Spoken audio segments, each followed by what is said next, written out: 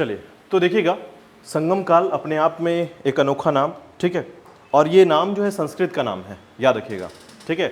संगम का मतलब होता है सम्मेलन या एक ऐसा स्थान जहां पर एक से अधिक लोग जो है मिलते हैं आकर किसी भी उद्देश्य से, ठीक है। तो समझिएगा कि ये संगम काल क्या है, कैसे हम इसको पढ़ेंगे और समझने की क्वेश्चंस इसमें देखिए, हमेशा क्वेश्चन जो है 5 ही बनते हैं। मैं आपको बताता हूँ, संगम काल, पूरे संगम काल से 5 क्वेश्चन बनते हैं, ठीक है। पहला क्वेश्चन मैं आपको बताता हूँ, पहला क्वेश्चन इसमें, अच्छा हम पढ़ते चले जाएंगे और आगे मैं आपको क्वेश्चन इसमें सजेस्ट करूंगा, ठीक है। अब देखिएगा, समझिए संगम काल क्या है। तो देखिएगा, दक्षिण भारत में जैसे ही जो पाषाणिक काल है, ठीक है, जैसे हमने पूरा उत्तर भारत में एक समय पढ़ा कि कैसे आदि मानव का समय रहा, पाषाण काल का कैसे समय रहा, उसी प्रकार दक्षिण भारत में भी पाषाणिक कालीन समय रहा है, जहां पर छोटे छोटे बस्तियां नजर आती हैं, जहां पर महापाषाण कालीन जो है क्षेत्र नजर आते हैं, उनमें ही कुछ क्षेत्र हैं आपके दक्षिण भारत के क्षेत्र, ठीक है। तो उन महापाषाणिक कालीन क्यों कहते हैं उनको, क्योंकि यहाँ पर पत्थरों के बड़े बड़े घेरे प्राप्त हुए थे, ठीक है, यानी पत्थरों के, जैसे शव को दफनाने के लिए, कब्र को दफनाने के लिए पत्थरों का प्रयोग किया जाता था, उसी प्रकार यहाँ पर भी क्या मिला है, पत्थरों के बड़े बड़े घेरे मिले हैं, ठीक है, जिसके कारण यहाँ पर ये जो क्षेत्र है वो पाषाणिक काल या महापाषाण काल कहलाया, ठीक है। लेकिन समय के बदलते के साथ ही यहाँ देखा गया कि 3 वर्चस्व या 3 वंश जो है ये स्थापित हुए, जिनका नाम था चेर, चोल और पांडे, ठीक है, याद रखिएगा, चेर, चोल और पांडे, ठीक है। अब चेर, चोल, पांडे के समय में हम ये देखते हैं कि यहाँ पर मुख्यतः कवियों का सम्मेलन हुआ करता था, या कवि जो होते थे इनका समागम हुआ करता था, ठीक है। यानी इस तरीके से इस सम्मेलन में विभिन्न प्रकार के तमिल जो ग्रंथ है इनको लिखा गया या साहित्य को लिखा गया, और इसी साहित्य के मिलने के कारण या साक्ष्य कारण हम इसको संगम काल कहते हैं, ठीक है। तो संगम काल बेसिकली क्या है, ये आपको क्लियर हो गया होगा कि संगम काल जो है दक्षिण भारत में कवियों के सम्मेलन को कहा जाता था, जहां पर कवि जो है आपस में मिलकर, जब ये संगति होती थी, जैसे आपने पढ़ा है बौद्ध संगति, जैन संगति, ठीक है, तो उसी प्रकार यहाँ पर कवियों का सम्मेलन हुआ करता था। और जब कवियों का सम्मेलन होता था तो इस सम्मेलन के द्वारा क्या होता था, नए नए साहित्य की रचनाएं होती थी इस समय, ठीक है। और उन साहित्य की रचनाओं के कारण ही हम उस जो साक्ष्य को प्राप्त करते हैं, उस साक्ष्य से ही हमें प्राप्त होता है कि ये जो काल है इसे हम संगम काल कहते हैं। क्लियर है। तो यहां पर 3 वंश का वर्चस्व है, याद रखिएगा, चेर, चोल और पांडे, ठीक है, याद रखिएगा, चेर, चोल और पांडे। अब इनका समय काल को हम देखते हैं, उसको थोड़ा समझते हैं। तो देखिएगा, इनके समय काल के दौरान जो है, सबसे पहले चेर, चोल, पांडे को हम समझते हैं। इसमें सबसे पहला एक क्वेश्चन आता है जो वो सबसे इंपॉर्टेंट है कि इनका समय काल क्या है, यानी संगम काल क्या है।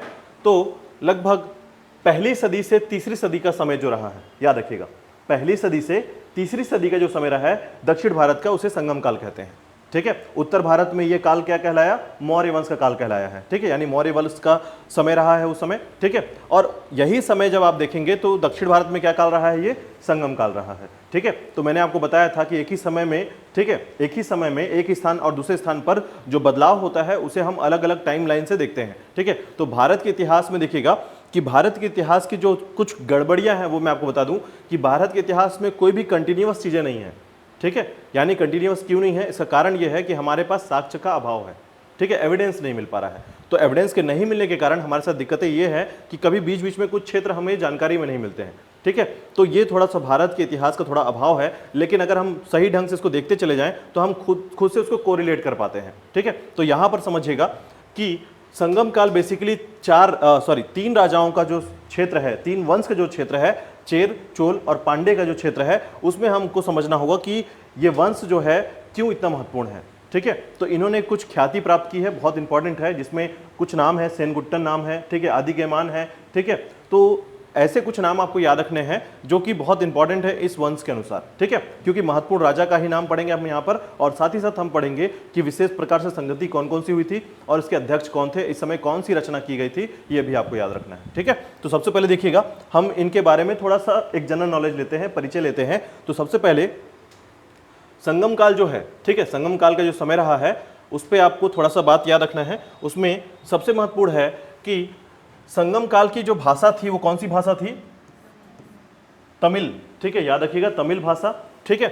और यह द्रविड़ समूह की भाषा है, याद रखिएगा, ठीक है, द्रविड़ समूह की भाषा है। इसके अलावा याद रखिएगा कि संगम शब्द का प्रथम प्रयोगकर्ता जो है ये कौन है, तिरुनावु, ठीक है, तिरुनावु करासु, याद रखिएगा, तिरुनावु करासु है, ये पहली बार संगम शब्द का प्रयोग किए थे इस समय।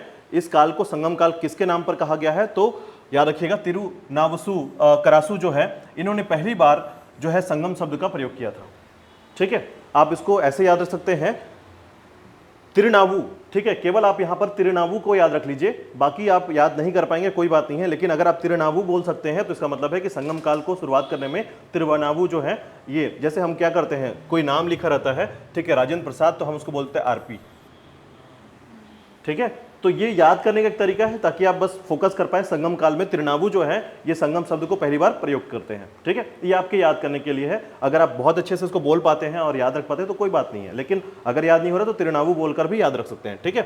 तिरुनावु करासू याद रखिएगा।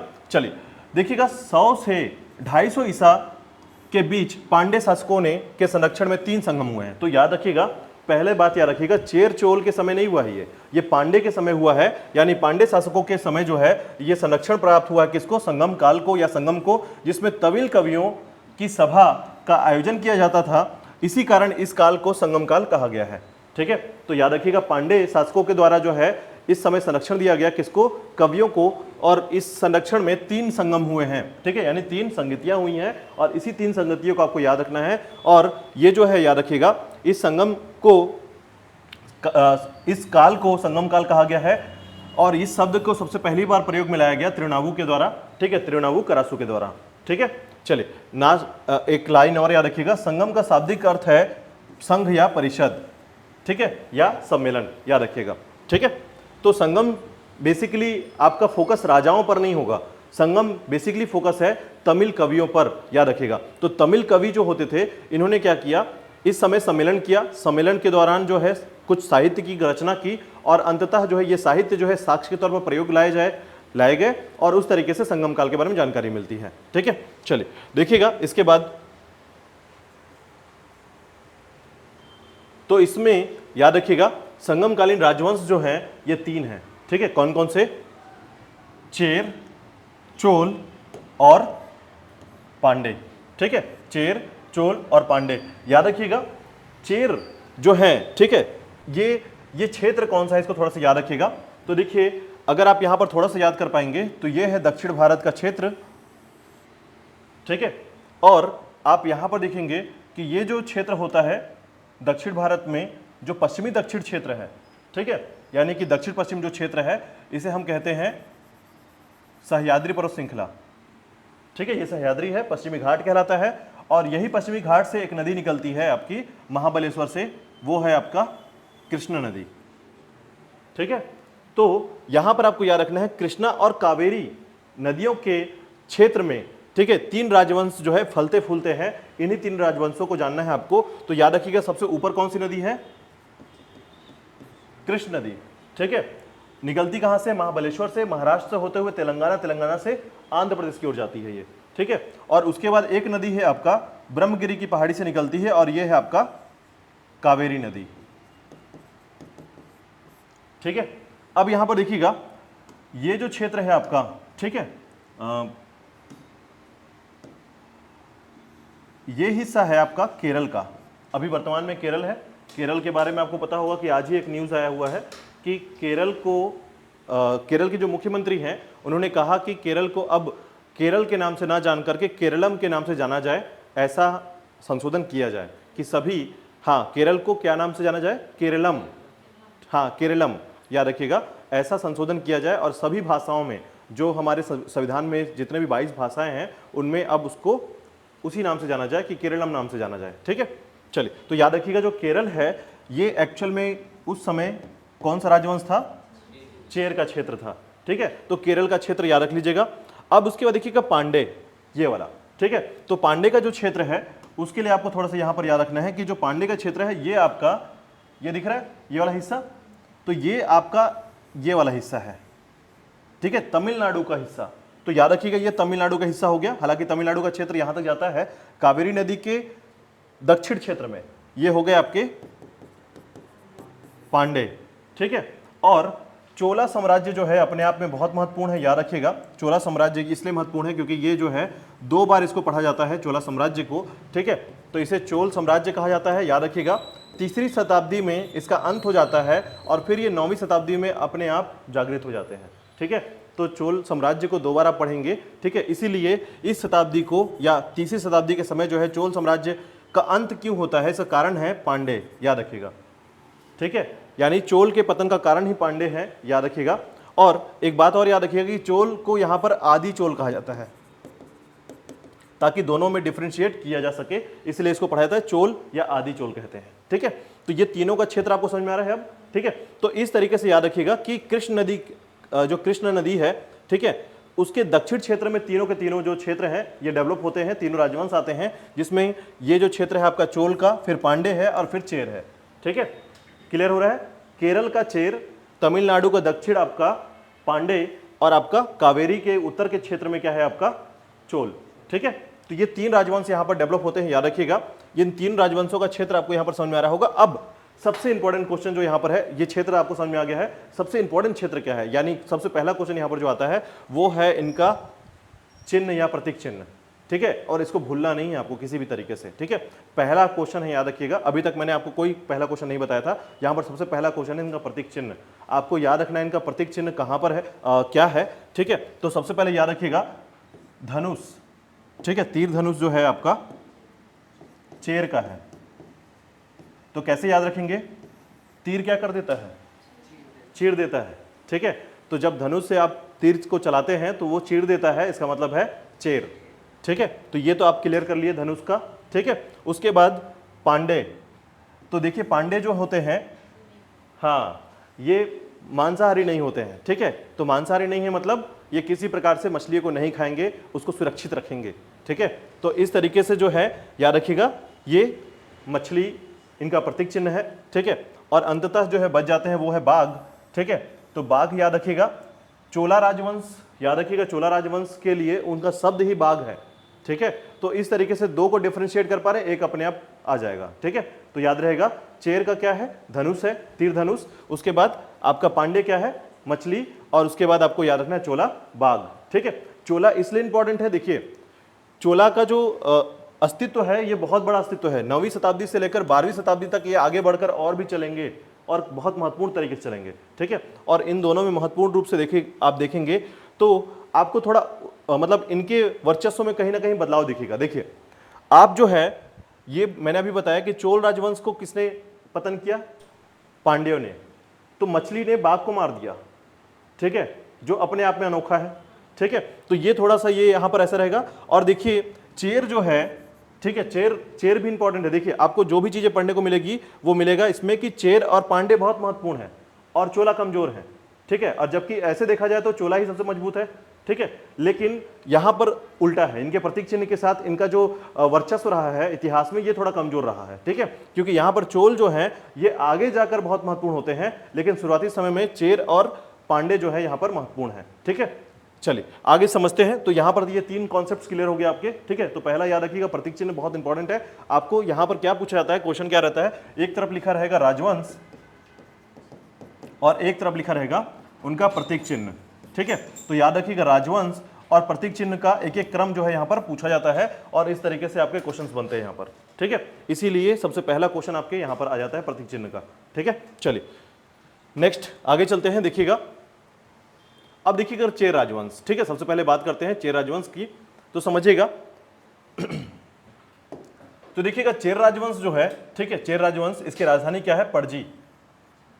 ठीक है, पणजी याद रखिएगा, चेर राजवंश की राजधानी क्या है, पणजी है। और प्रतीक चिन्ह याद रखिएगा धनुष है।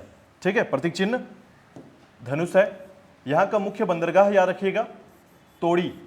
यहां का जो मुख्य बंदरगाह है वो तोड़ी क्षेत्र में है, क्षेत्र का नाम है तोड़ी। ठीक है, हमेशा प्रमुख बंदरगाह को इसलिए याद रखेंगे आप क्योंकि पूछा जाता है कि इस राजवंश का मेन क्षेत्र क्या है, मतलब बंदरगाह जहां पर ये मार्केट डेवलप होते करते हैं। ठीक है, क्योंकि इनका कारण था कि दक्षिण भारत जो है पूरी तरीके से किस पर आश्रित था, समुद्रों पर। ठीक है, यानी अगर देखिए यहां पर क्या व्यवस्था हो सकती है, हालांकि दक्षिण भारत जो है याद रखिएगा नदियों के किनारे डेल्टाई क्षेत्र है, नदियों के किनारे का क्षेत्र है, तो यहाँ पर कृषि भी महत्वपूर्ण तब से होता है। ठीक है, यहाँ पर देखिए इतने लेट में यहाँ पर गन्ने की खेती प्रारंभ होगी। ठीक है, मतलब इस समय जो है पहली से, अब सोचिए वहाँ पर हम सिंधु घाटी सभ्यता में और वैदिक काल में हम देखते हैं। ठीक है, तो कुछ खेती या फिर कपास की खेती की जानकारी हमको मिलती है, लेकिन यहाँ पर देखिए हम पहले से 3वीं शताब्दी की बात कर रहे हैं और यहाँ पर पहली बार गन्ने की खेती के साक्ष्य मिलेंगे या गन्ने की खेती का पहली बार शुरुआत मिलेगा। और इसका नाम है, जिसने गन्ने की खेती प्रारंभ की थी उसका नाम है आदि गैमान। ये नाम याद रखिएगा, ये भी शासक है, सेनगुट्टन के बाद दूसरे नंबर पे आता है। ठीक है, तो यहां पर याद रखिएगा आदि गैमान ने गन्ने की खेती की प्रारंभ किया था, इसलिए केवल इसको याद रखा जाता है कि दक्षिण भारत में गन्ने की खेती किसने प्रारंभ किया था, आदि गैमान ने किया था। ठीक है, तो यहां पर ये याद रखिएगा। तो देखिए नदियों का क्षेत्र है ये पूरी तरीके से, यहाँ पर पेरियार नदी यहाँ पर बहती है और उसके बाद ये कृष्णा नदी है, आपका कावेरी नदी है। तो इन नदियों के क्षेत्र के कारण यहाँ पर कृषि महत्वपूर्ण था। ठीक है, लेकिन केवल कृषि पर आधारित होना ये सही बात नहीं होगा। तो ऐसी स्थिति में क्या हुआ कि यहाँ पर समुद्री क्षेत्र जो थे, ये समुद्र का जो क्षेत्र था, इस पर भी ये निर्भर होते थे। ठीक है, और इस तरीके से यहाँ पर ये शुरुआत हुई है समुद्री क्षेत्रों से व्यापार करने की। और साथ ही साथ देखिएगा यहाँ पर जो है मछली पकड़ना और विभिन्न प्रकार के जो कलाकृति आपको दक्षिण भारत में दिखेंगे, वो सब कुछ आपको इसी समय मिलेंगे। ठीक है, शुरुआती समय में इस तरीके से डेवलप होना प्रारंभ होते हैं। ठीक है, तो संगम काल का जो मेन जो क्षेत्र है, या फिर आप इसको याद रखेंगे तो ये आपका चेर वंश हो गया। ठीक है, और उसके बाद आपका ये पांडे वंश हो गया और ये आपका चोल वंश हो गया। ठीक है, और इसमें आपको सभी क्षेत्र के बंदरगाहों को याद रखना है थोड़ा सा। ठीक है, देखिएगा इसके बाद याद रखिएगा कि यहाँ का प्रमुख शासक कौन है, सेनगुट्टन। ठीक है, सेनगुट्टन। देखिए इसमें एक बात याद रख लीजिएगा कि सेनगुट्टन को लाल चेर कहा जाता था, लाल चेर। ठीक है, लाल चेर। तो लाल चेर किसको संबोधित किया जाता था, लाल चेर के नाम से सेनगुट्टन को किया जाता था। ठीक है, तो इस तरीके से आप याद रखेंगे कि सेनगुट्टन को लाल चेर के नाम से संबोधित किया जाता था। इसमें आपको सिर्फ 4 बातें याद रखनी है। पहला, चेर राजवंश का राजधानी क्या था, पणजी था। ठीक है, दूसरा याद रखिएगा प्रतीक चिन्ह धनुष है। ठीक है, बंदरगाह तोड़ी है। ठीक है, हालांकि ये याद नहीं होगा और जनरली आप इसको 1 से 2 बार याद करने की कोशिश करेंगे तभी होगा, क्योंकि बंदरगाह अपने आप में, राजवंश का बंदरगाह कौन याद रखता है ना, ये थोड़ा अलग हो जाता है। लेकिन आप कोशिश करेंगे कि ये समुद्री क्षेत्र के लिए इंपॉर्टेंट है, इसलिए इसके बंदरगाह को आप याद रखेंगे, तोड़ी। ठीक है, तोड़ी। और प्रमुख शासक कौन है, सेनगुट्टन, जिसे क्या कहा जाता था, लाल चेर कहा जाता था। ठीक है, चलिए आगे देखिएगा, चोल राजवंश। ठीक है, अब देखिएगा चोल राजवंश में आपको जानकारी मिलेगी कि इसकी जो राजधानी है, पहले मंतूर था, फिर उरेऊर को कहा गया, फिर तंजावुर को कर दिया गया। तो ये 3 राजधानी का नाम मिलता है, याद रखिएगा। ठीक है, अंततः क्या है, ये तंजावुर है। ठीक है, तंजावुर पहले था मंतूर। ठीक है, फिर उसके बाद उरेयूर और उसके बाद तंजावुर। ठीक है, तो ये आप याद रखेंगे, तमिलनाडु का उत्तरी क्षेत्र है आपका। ठीक है, तो तमिलनाडु में आता है आपका तंजावुर। ठीक है, तो वो जो क्षेत्र है अंततः इसकी राजधानी बनी, याद रखिएगा। और प्रतीक चिन्ह क्या है इसका, बाघ। ठीक है, बंदरगाह याद रखिएगा, पुहार बंदरगाह। ठीक है, इसके प्रमुख शासक क्या है, कारिकाल और एलारा। ठीक है, कारिकाल और एलारा याद रखिएगा। ठीक है, इनके दोनों के पॉइंट्स पढ़े होते हैं, जैसे हम सेनगुट्टन का नाम पढ़ते हैं वहां पर। ठीक है, सेनगुट्टन और आदि गैमान, वहां पर 2 लोग का नाम पढ़ते हैं, वैसे ही आपके यहाँ पर क्या पढ़ते हैं, कारिकाल और एलारा। ठीक है, चलिए आगे देखें। तो यहाँ पर थोड़ा सा याद रखिएगा कि चोल राजवंश में आपको राजधानी याद रखनी है। आपको मुख्यतः राजधानी कैसे याद रखना है, तो देखिए तूर यूर वुर। ठीक है, तो आपको यहाँ पर ऐसी राजधानी मिलेगी। ठीक है, और चेर की तरफ है, ठीक है, तो पणजी। ठीक है, और यहाँ पर देखिए अगर आपके दिमाग में फोकस आएगा ना, तो आप इसको ऐसे याद रख सकते हैं कि जो चेर वाला क्षेत्र है, ठीक है, ये जो चेर का क्षेत्र है, ये पणजी का क्षेत्र आ गया, और ये आपका चोल का क्षेत्र है। तो चोल का जो क्षेत्र है वो है तंजावुर वाला राजधानी इस क्षेत्र में। ठीक है, बच गया दक्षिण का आपका पांडे। ठीक है, तो याद रखिएगा कारिकाल एलारा जो है ये चोल वंश से थे। ठीक है, हाँ बोलिए, पणजी, हाँ वही है, हाँ उसी, हाँ ठीक है। चलिए आगे देखिएगा, अब ये और जल्दी याद हो जाएगा क्योंकि आपका जो पांडे राजवंश है इसकी राजधानी मदुरई है। ठीक है, तो मदुरई तो बोलना बहुत आसान है और आपने बहुत सारी मंदिरों का नाम सुना होगा, मदुरई मंदिर, ठीक है, मदुरई का मीनाक्षी मंदिर। ठीक है, तो आपको पता होगा कि यहाँ पर जो प्रतीक चिन्ह है वो है मछली, बंदरगाह है कोटकैया सालासर। ठीक है, और यहाँ पर देखिएगा नोदियन और नोदी जेलियन। ठीक है, नोदियन और नोदी जेलियन जो है ये आपके पांडे वंश के थे। ठीक है, पांडे वंश के थे। तो यहाँ पर आपको पांडे वंश के चीज़ों को याद नहीं करना है, आपको 4 राजाओं का नाम याद रखना है, सेनगुट्टन, आदि गैमान। ठीक है, उसके बाद कारिकल और एलारा, ये 4 महत्वपूर्ण राजा हैं। हालांकि इनके बारे में एक एक पॉइंट्स पढ़ेंगे, लेकिन सभी के में एक ही राजा सबसे इंपॉर्टेंट होता है। याद रखिए, मैंने बताया था आपको कि सबके समय में जैसे चेर राजाओं में सेनगुट्टन आएगा तो दूसरे दोनों को हरा देगा, फिर उसके बाद पांडे का कोई एक आएगा, उन दोनों को हरा देगा। उसी प्रकार चोल राजा एक होगा और उन दोनों को हरा देगा। इस तरीके से कहीं ना कहीं तीनों में एक एक राजा बहुत महत्वपूर्ण हुए हैं। ठीक है, तो याद रखिएगा कि इस तरीके से आपको याद रखना है कि राजधानी हो गई मदुरई, ठीक है, प्रतीक चिन्ह तो याद हो ही गया है इसमें, ठीक है, मछली है, और बंदरगाह है कोटकई या सालासर। आप सालासर को याद रखिएगा, इंपॉर्टेंट है। और उसके बाद प्रमुख है नोदियन को याद रख लीजिएगा, यहाँ पर सबसे इंपॉर्टेंट है। ठीक है, देखिए नोदियन को याद रखेंगे तो नोदी जेलियन को भी याद हो जाएगा अपने आप, क्योंकि नोदी से ही दोनों स्टार्ट हो रहे हैं। ठीक है, तो नोदियन जो है आपका ये पांडे वंश के थे। ठीक है, चलिए आगे देखिएगा। अब देखिएगा थोड़ा विस्तार में बात करते हैं इस पे। तो देखिएगा कि कृष्णा नदी के दक्षिण में स्थित भारतीय प्रायद्वीप, जिसे तमिलकम राज्य के नाम से जाना जाता था, 3 राज्यों में भाग था। ठीक है, तो दक्षिण भारत का जो क्षेत्र है कृष्णा नदी के दक्षिण क्षेत्र में है। ठीक है, ये भारतीय प्रायद्वीप में तमिलकम नाम राज्य के नाम से जाना जाता था। और याद रखिएगा इन राज्यों को कोई नहीं जीता था। ठीक है, इन राज्यों को कोई नहीं जीता था। इसका कारण है कि मौर्य वंश जो था ये आपके इससे उत्तर कर्नाटक के तक था, सीमित था। ठीक है, लेकिन कर्नाटक के नीचे जो है इन तीनों राज्यों का वर्चस्व था, याद रखिएगा। ठीक है, आगे देखिएगा। सबसे पहले चेर वंश को समझते हैं। ठीक है, तो देखिएगा क्या क्या जानकारी चेर वंश से मिलती है। तो आधुनिक क्षेत्र उत्तरी त्रावणकोर, कोचीन, दक्षिणी मालाबार, ठीक है, ये सभी क्षेत्र के अंतर्गत आते हैं, याद रखिएगा। ये तीनों क्षेत्र जो आधुनिक क्षेत्र में है। ठीक है, यदि आप इसको कंपेयर कर पाएं तो देखिए आज वर्तमान में ये क्षेत्र कहाँ कहाँ पर हैं। तो उत्तरी त्रावणकोर, ठीक है, केरल का क्षेत्र। ठीक है, उसके बाद कोचीन, ये तटीय क्षेत्र है, कोचीन जो है तटीय क्षेत्र में आता है। और दक्षिणी मालाबार, ये भी केरल का क्षेत्र है। ठीक है, तो केरल का जो वर्तमान क्षेत्र है ये पूरा चेर राज्य के अंतर्गत शामिल था। ठीक है, इसके बाद देखिएगा अशोक के शिलालेखों में चेर राज्य के केरल पुत्र कहा गया है, मतलब इनको केरल पुत्र कहा जाता था, याद रखिएगा। तो ये याद करना और आसान हो गया कि अशोक के जो शिलालेख हैं उनको, जिसमें चेर राज्य को क्या कहा गया है, केरल पुत्र कहा गया है, ये थोड़ा सा याद रखिएगा।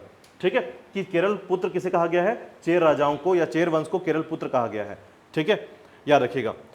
अब देखिएगा रोमन व्यापार का केंद्र तोड़ी और मुजरी। ठीक है, तोड़ी समझते क्या होता है, और मुजरी, अगर छत्तीसगढ़ी में हमारे आभूषण की बात करते हैं, ठीक है, मुजरी और तोड़ी ये दोनों आभूषण के नाम होते हैं। ठीक है, तो तोड़ा और तोड़ी सुना होगा आपने। ठीक है, तो ये क्या होता है, पैर में पहनने वाला। ठीक है, तोड़ी जो होता है चांदी का, हाँ, कड़ा होता है, उसको तोड़ी कहा जाता है। ठीक है, और मुजरी भी किसको कहा जाता है, नहीं, वो नहीं है। मुजरी जो है ये जूते की आकृति का होता है। ठीक है, मोजरी जिसे कहते हैं। ठीक है, हालांकि इसको जोड़ना नहीं है आपको, लेकिन याद करने की कोशिश करना है कि दोनों पैर में ऐसे पहने जाते थे और दोनों रोमन व्यापार का केंद्र था। ठीक है, चलिए अब देखिए, याद रखिएगा ये बंदरगाह था, रोमन व्यापार का केंद्र था बंदरगाह का। ठीक है, तो चेर राजाओं के लिए बहुत इंपॉर्टेंट है, याद रख लीजिएगा इसको कि केरल पुत्र कहा जाता था, ये याद रखिएगा। ठीक है, वर्तमान में ये जो केरल क्षेत्र है, ठीक है, ये पूरा का पूरा चेर क्षेत्र के लिए फेमस था। ठीक है, चलिए आगे देखिएगा। इसके बाद प्रमुख राजवंश को देखेंगे। सबसे पहले देखिएगा, यानी चेर राजाओं के जो संस्थापक हैं उदयन जेरल। ठीक है, याद रखिएगा, चेर वंश का प्रथम शासक कहलाता है, याद रखिएगा, प्रथम शासक उदयन जेरल। ठीक है, और कवि पाराशर का समकालीन है, ये इंपॉर्टेंट है, याद रखिएगा, पाराशर का नाम पूछा जाता है। ठीक है, इस समय आपका फोकस राजाओं पे ज्यादा नहीं होना चाहिए, किस पे होना चाहिए, कवियों पे होना चाहिए, याद रखिएगा। आपको बताता हूं जितने भी कवि का नाम आप सुन लिए हैं ये बहुत इंपॉर्टेंट है। ठीक है, तो पाराशर के बारे में पूछा गया है, क्वेश्चन है, याद रखिएगा। आपका यहां पर आप कह सकते हैं ये आपका दूसरे नंबर का इंपॉर्टेंट क्वेश्चन है, दूसरे नंबर का इंपॉर्टेंट क्वेश्चन है कि पाराशर जो है किसके समकालीन था, तो याद रखिएगा उदयन जेरल के समकालीन था। ठीक है, पाराशर संगमकालीन सर्वाधिक समय तक जीवित रहने वाले कवि थे। ठीक है, मतलब सबसे ज्यादा जो है लंबे समय तक जीवित रहने वाले जो कवि हैं उनका नाम है पाराशर। ठीक है, तो इनके अंदर जो है इनको पारा का कोई असर नहीं होता था, इसलिए पाराशर है, याद रखिएगा। ये लंबे समय तक जीवन को जीते थे, ठीक है, जिए थे, इसलिए इंपॉर्टेंट है। ठीक है, तो याद रखिएगा संगम काल में जो है पाराशर कवि जो है इनका जीवन जो है काफी लंबा रहा है। ठीक है, याद रखिएगा, उदयन जेरल के समकालीन कहलाते हैं। ठीक है, चलिए इसके आगे देखिएगा, दूसरे नंबर पे आते हैं सेनगुट्टन। ठीक है, अब ये सबसे इंपॉर्टेंट क्यों है समझिएगा। तो देखिएगा इसकी उपाधि क्या है, लाल चेर। मैंने अभी बताया था लाल चेर कहा जाता था, लाल का मतलब होता है अच्छा, ठीक है, सबसे अच्छा चेयर जो है इनको कहा जाता है, ठीक है। जनरली जो है हमारे यहाँ मम्मी जो है अपने बच्चे को बोलती है लाल, ठीक है। तो ये लाल मतलब होता है दुलारा, सबसे प्रिय, तो प्रिय से बन गया है यहाँ पर सबसे अच्छा, ठीक है। तो याद रखिएगा, तो लाल चेर जो है सेनगुट्टन को कहा गया है और ये जो है सबसे अच्छा चेर कहलाया है इस समय, ठीक है। चेर कवियों ने इसे अपना महान राजा बताया है, ठीक है, मतलब सबसे महान राजाओं में सेनगुट्टन का नाम आता है, याद रखिएगा। अब आपको सेनगुट्टन नाम सुनने में और बोलने में दिक्कत नहीं होगी, ठीक है, क्योंकि ये जो सेनगुट्टन है आपने बहुत बार सुन लिया इसका नाम, ठीक है। तो सेनगुट्टन को याद रखिएगा। इन्होंने पत्नी संप्रदाय की स्थापना की थी और कड़ंगी पूजा, याद रखिएगा, पत्नी पूजा शुरू किया इन्होंने, यानी ये अपने आप में बहुत इंपॉर्टेंट है कि किस राजा ने पत्नी पूजा प्रारंभ किया है। तो दक्षिण भारत में चेर राजा सेनगुट्टन ने पत्नी की पूजा के लिए मंदिर, पत्नी है याद रखिएगा, ठीक है। हाँ, इन्होंने ये लिखा है पत्नी, ये पत्नी शब्द रहेगा, याद रखिए पत्नी संप्रदाय है, ठीक है। तो पत्नी संप्रदाय की शुरुआत की है और याद रखिएगा इन्होंने पत्नी के लिए मंदिर बनवाए हैं, ठीक है। तो पत्नी के लिए मंदिर बनवाना यानी एक तरीके से महिला को सम्मान देने की बात जो है शुरुआती दौर पर दक्षिण भारत में सेनगुट्टन को जाता है, ठीक है। और इन्होंने जो संप्रदाय चालू किया गया, इस संप्रदाय को कहा जाता था कड़ंगी पूजा, जो एक्चुअल में था पत्नी पूजा, याद रखिएगा, ठीक है। तो पत्नी पूजा की शुरुआत की थी किसने? सेनगुट्टन ने, ठीक है। पत्नी पूजा याद रखिएगा, ये बहुत जरूरी है, ठीक है। तो ये आपका तीसरा क्वेश्चन है, याद रखिएगा कि किस राजा ने पत्नी संप्रदाय को की शुरुआत की और पत्नी पूजा प्रारंभ किया है। तो ये तीसरा क्वेश्चन याद रखिएगा, ठीक है। सेनगुट्टन से लाल चेर और ये दोनों क्वेश्चन पूछा जाता है कि दक्षिण भारत में लाल चेर के नाम से किस राजा को माना जाता था या लाल चेर किसे कहा गया है। ये सरल क्वेश्चन है, बताता हूं, ठीक है। लेकिन पत्नी पूजा एक मॉडरेट क्वेश्चन है, यानी कि एक मध्यमवर्ती कठिन क्वेश्चन है, ठीक है। तो इसलिए याद रखिएगा कि चूंकि इसका नाम जो है सेनगुट्टन और सेनगुट्टन को ही लाल चेर, जब अच्छा है तो महिलाओं को सम्मान देगा, तो याद रखिएगा पत्नी पूजा सेनगुट्टन, ठीक है। चलिए इसके बाद देखिएगा, इसके बाद आता है आदिगैमान। जैसे कि मैंने बताया आपको कि इन्हें गन्ने की खेती का जनक माना जाता है। तो गन्ना और गैमान बहुत आसान है, ठीक है। तो आदिगैमान जिसने दक्षिण भारत में गन्ने की खेती को शुरू किया था, याद रखिएगा। तो चेर राजाओं में आदिगैमान का नाम जाना जाता है, गन्ने की खेती के लिए जाना जाता है, ठीक है, याद रखिएगा। तो ये तो समझ लीजिए कि ये सरल क्वेश्चन से भी थोड़ा सरल है, लेकिन याद रखिए क्वेश्चंस में आने की संभावना इसकी रहती है, ठीक है।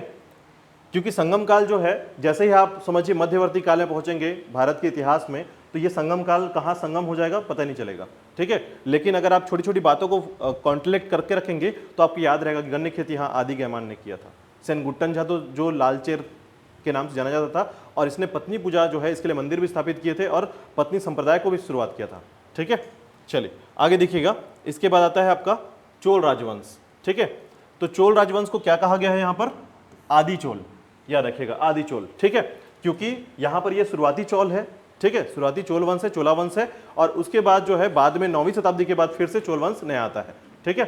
तो यहाँ पर याद रखिएगा दक्षिण भारत में सर्वाधिक प्रसिद्ध राजा या प्रसिद्ध जो है और प्रभावशाली जो है शासक थे आपके आदि चोल, ठीक है। प्रारंभ में इनकी जो राजधानी थी वो मंतूर थी, उसके बाद उदयपुर हुई और उसके बाद तंजावुर हुआ, ठीक है। तो वर्तमान में यानी कि उस समय में सबसे अंतिम जो राजधानी रही है वो तंजावुर रहा है, ठीक है। तो दिमाग पे रखिएगा, पहले का चेर का राजधानी क्या है? पणजी, इनका तंजावुर, और उनका क्या रहा है आपके पांडे का? मदुरई, ठीक है। हाँ, तो देखिएगा इसमें चोल राज्य, चोलामंडलम, आपने सुना होगा चोलामंडलम के नाम से अभी क्या चलता है हमारे यहाँ, कौन सी कंपनी चलती है? गोल्ड लोन, चोलामंडलम, याद है? सुना है नहीं सुना है? नहीं, मणिपुरम नहीं, चोलामंडलम आप पढ़िएगा उसको, आपको चोलामंडलम सर्च करना पड़ेगा तो आपको गोल्ड लोन के बारे में पता चलेगा, ठीक है। तो याद रखिएगा, और या कोरोमंडल कहलाता है, ठीक है। कोरोमंडल क्या है आपको पता होगा कि तमिलनाडु का जो तट है, ये जो क्षेत्र है इसको कोरोमंडल कहा जाता है। ये वाले तट को मालाबार कहा जाता है, ठीक है। ये मालाबार है जो कि चेर के पास है, ये कोरोमंडल है जो किसके पास है? चोला के पास है, ठीक है। हाँ, उत्तर की तरफ जाएंगे हम लोग थोड़ा सा, ये उत्तर की तरफ रहेगा, ठीक है। पांडे का जो क्षेत्र है नीचे की तरफ, ये पांडे का क्षेत्र रहेगा, ठीक है। हाँ, इसके बाद देखिएगा प्रमुख बंदरगाह क्या है? पुहार। आधुनिक कावेरीपट्टनम क्षेत्र जो है, यानी जहां पर कावेरी नदी का दक्षिण जो क्षेत्र है कावेरीपट्टनम, वो क्षेत्र आता है अभी के वर्तमान समय में, ठीक है। तो याद रखिएगा कावेरीपट्टनम का जो क्षेत्र है ये पुहार क्षेत्र के अंदर आता है, और वही है आपका चोला का प्रमुख बंदरगाह, ठीक है। चलिए आगे देखिएगा, इसके बाद और ये नाम चोल नाम इसीलिए पड़ा है, चोलामंडलम जो क्षेत्र है इसके कारण ही चोला वंश जो है इसका निर्मित होता है। ठीक है, चलिए आगे देखिएगा, प्रमुख चोल शासक देखिएगा इसमें, तो इसमें सबसे पहले नाम आता है कारिकाल। ठीक है, प्रथम महान चोल शासक। ठीक है, पुहार की स्थापना की थी इन्होंने, और कावेरी नदी पर सबसे इंपॉर्टेंट याद रखिएगा 160 किलोमीटर का लंबा बांध बनवाया था। ठीक है, तो बांध का निर्माण करना और कृषि में सम्मानित कार्य करना ये बहुत इंपॉर्टेंट होता है। तो कारिकाल ने 160 किलोमीटर का लंबा बांध बनाया था। तो ये आपका चौथा इंपॉर्टेंट क्वेश्चन है, याद रखिएगा, चौथा। ठीक है, किस शासक ने कावेरी नदी पर, ठीक है, कावेरी नदी से 160 किलोमीटर का लंबा बांध बनाया था। 160 किलोमीटर समझ पा रहे हैं, बहुत लंबा बांध होता है 160 किलोमीटर का। ठीक है, तो आप अगर तय कर पाएंगे तो लगभग समझिए कि छत्तीसगढ़ में अंबिकापुर बिलासपुर से 230 किलोमीटर की दूरी पर है। ठीक है, और जहां पर जाने में आपको लगभग 5 से 6 घंटे लगते हैं, और 230 से अगर केवल आप 70 किलोमीटर कम कर लें तो लगभग 160 किलोमीटर का डिफरेंस आता है। इसका मतलब है कि कम से कम आप कोरबा या फिर और कुछ दूरी तक लेके चलें, उतने दूर तक की लंबाई का सिर्फ नदी पर बांध बनाना। ठीक है, तो समझिएगा कि कावेरी नदी पर 160 किलोमीटर का लंबा बांध बनाया था कारिकाल ने। ठीक है, कारिकाल का एक सामान्य अर्थ आप समझिए कि काम करने वाला, कारिकाल।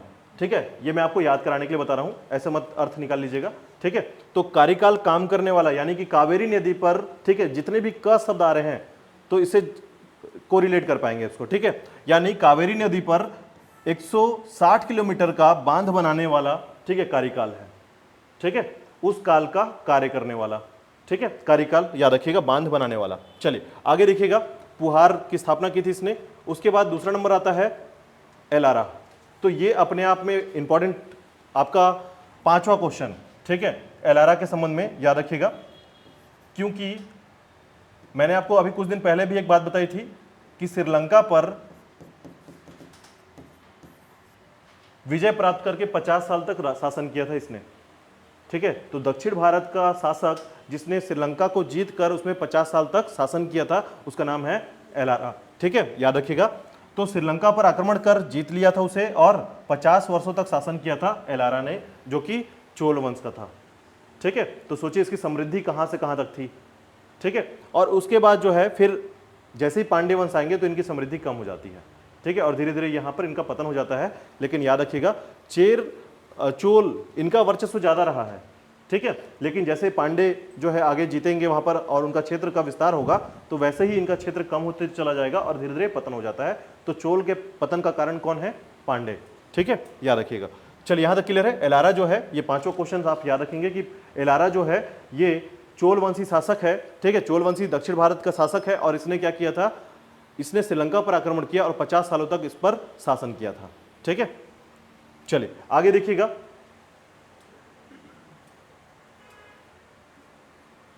इसके बाद आते हैं हम लोग पांडे राजवंश पे। देखिएगा, पांडे राजवंश जो है सर्वप्रथम इसके उल्लेख कहां मिलता है, तो याद रखिएगा इसका सबसे पहले उल्लेख मिलता है आपके इंडिका में।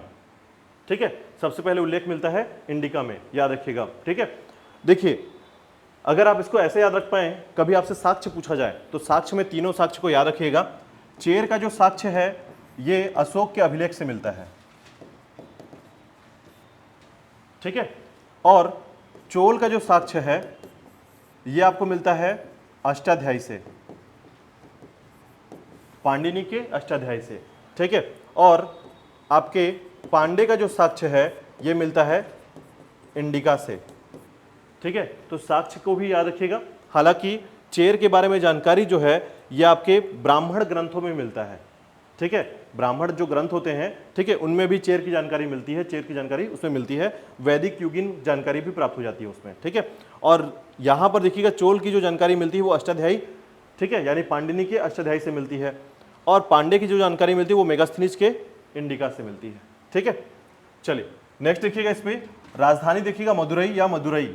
ठीक है, चोलों के बाद पांड्यों का शक्ति जो है पुनर्विस्तार होता है, यानी चोलों के बाद जो है पांड्यों की शक्ति जो है ये प्रमुख तौर पर विस्तृत होती है, विस्तार होता है। तो आपको एक बात आपके दिमाग में आ जाना चाहिए कि पांडे जो है ये चोलों का पतन का कारण है, तो बाद में ही पढ़ा जाएगा इनको। ठीक है, तो जब अब पांडे की शक्ति का विस्तार हो रहा है तो चोल की शक्ति कम हो रही है। ठीक है, प्रमुख बंदरगाह है सालासर और कोरकई, ठीक है, याद रखिएगा। बंदरगाह जो है आपको याद रखना है, जो भी मैं पॉइंट आपको कवर कर रहा हूं उसका मतलब है वो इंपॉर्टेंट है, वरना बंदरगाह नहीं पढ़ाया जाता, ठीक है, बंदरगाह को बताया ही नहीं जाता। लेकिन आप याद रखिएगा सालासर बंदरगाह जो है ये पांड्यों के लिए बहुत महत्वपूर्ण बंदरगाह है, ठीक है। चलिए आगे देखिएगा। इसके बाद सबसे पहला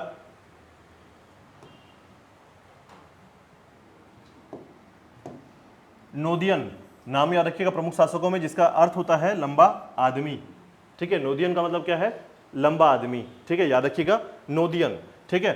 और ऐसा माना जाता है कि ये पांड्यों का प्रथम शासक रहा है, परंतु ये संभव है केवल, ठीक है, माना जा रहा है कि नोदियन जो है ये क्या है, प्रथम शासक के तौर पर माना जा सकता है। और याद रखिएगा इसने सबसे पहले क्या किया था? समुद्र की पूजा या सागर की पूजा प्रारंभ की थी, ठीक है। और यही कारण है कि समुद्रों पर जहाज नहीं उतारे जाते थे, ठीक है। यानी आज अगर आप सोचते हैं कि भारतीय लोग जो है बाहर क्यों नहीं जाते थे या समुद्र से कहीं और क्यों नहीं जाते थे, क्योंकि इन्होंने कर दिया था क्या? समुद्र की पूजा। और समुद्र जिसकी पूजा करते हैं हम, वहां पर पैर नहीं रख सकते, ठीक है। तो इस तरीके से हमने क्या कर दिया? अपने आप को बैन कर दिया था इस तरीके से कि समुद्र पे व्यापार हम नहीं करेंगे, ठीक है, या समुद्र पे हम नहीं जाएंगे, दूसरा कोई आता जाता तो जाए। हमारा जो, आपने कुछ चीज़ों को सुना होगा, जैसे कुछ राजवंश या कुछ वंश ऐसे होते हैं जो घोड़े को नहीं टच करते, कुछ हल को टच नहीं करते, कुछ महिलाओं को हल टच करने नहीं देते, ठीक है। ऐसे बहुत सारे वंश होते हैं अलग अलग, ठीक है, चाहे वो किसी प्रकार से हो, ठीक है। तो इनका सभी का अपना एक मत होता है, उस मत के अनुसार इनका कहना है कि इनका पांडे राजवंश का कि समुद्र की पूजा की जाती है, उस पर पैर नहीं रखा जाता है, ठीक है। और इस तरीके से जो है हमने कभी भी किसी भी क्षेत्र का विस्तार नहीं किया था समुद्री तरीके से, ठीक है। तो इसकी शुरुआत यहीं से हुई थी, याद रखिएगा। नोदियन जो है लंबा आदमी कहलाता था और इसने सागर की पूजा सबसे पहले प्रारंभ की थी। और ये समझिए 10 साल में एक आध बार पूछा गया क्वेश्चन है, ठीक है। तो 10 साल में पूछा गया, हो सकता है ये 20वां साल हो और इस बार आ जाए, तो याद रखिएगा ये आपका 6वां क्वेश्चन है इंपॉर्टेंट में, नोदियन, ठीक है। जितने भी प्रमुख शासक हैं उनकी एक घटना को आपको याद रखना है। सेनगुट्टन का एक घटना, ठीक है, आदिगैमान का एक घटना, कारिकाल का, एलारा का, उसके बाद आता है नोदियन, ठीक है, याद रखिएगा, लंबा आदमी। चलिए इसके बाद देखिएगा पांडे में, ठीक है, इसको पढ़ने की जरूरत नहीं है, बस नाम याद रखिएगा, पल्सा दुम्मू दुकुदमी, ठीक है, पल्सा दुम्मू दुकुदमी, ठीक है, जिसकी उपाधि थी परमेश्वर की। इसने अनेक यज्ञशालाएं बनवाने वाले कहलाते हैं, ठीक है, यानी कि इसने बहुत सारे यज्ञशाला बनाए थे, ठीक है, इग्नोर कर सकते हैं नाम को, लेकिन आप ऐसा याद रख सकते हैं कि पल्सा जो है, ठीक है, पल्सा जो है या पल्सा दुम्मू कह सकते हैं, पल्सा दुम्मू जो है इसने विभिन्न यज्ञशालाएं जो है ये बनवाई थी, ठीक है, विभिन्न यज्ञशाला बनवाई थी। तो संगम काल के लिए आपको थोड़ा सा याद रखना है कि विभिन्न यज्ञशाला बनाने वाले पल्सा दुमुदुमी है, ठीक है। तो ये थोड़ा सा नाम आपको याद रखना है, ठीक है। चलिए यहाँ पर मैं क्वेश्चन नहीं दे रहा हूँ क्योंकि ये क्वेश्चन कभी नहीं आया है, ठीक है। तो आपको बस केवल याद रख लेना है कि दक्षिण भारत में कोई राजा थे जो कि विभिन्न प्रकार के यज्ञशाला जो है बनवाए थे, ठीक है, पल्सा नाम था उनका। चलिए नेक्स्ट देखिएगा पांडे वंश से। अब ये क्वेश्चन आता है जो आपको याद रखना है, इसमें सबसे इंपॉर्टेंट है नोदिन जेलियन, ठीक है, नोदिन जेलियन ये सबसे प्रसिद्ध पांडे शासक है। युद्ध हुआ था इसके समय तेलिया, याद रखिएगा, लेगानम का, तेलिया लेगानम, ठीक है। और ये एक अपने आप में कवि भी है, ठीक है, याद रखिएगा। तो याद रखिएगा नोदिन जेलियन जो है ये अपने आप में कवि है, इसलिए इंपॉर्टेंट भी है, इसलिए ये क्वेश्चन आपका 7वें नंबर का क्वेश्चन बनता है, याद रखिएगा, इंपॉर्टेंट है ये, ठीक है। नोदियन जेलियन जो है इसके समय कौन सा युद्ध हुआ था? तो तेलिया लेगानम, ठीक है। तो याद रखिएगा तेलिया लेगानम जो है युद्ध हुआ था नोदियन जेलियन के समय, ठीक है। और यहां पर याद रखिएगा स्वयं एक कवि है, देखिएगा शिल्पाधिकारम की त्रासदी इसी समय घटित हुई थी, ठीक है, शिल्पाधिकारम, ठीक है, जिसमें इसने क्या किया था, किसी निर्दोष को फांसी दे दी थी, ठीक है।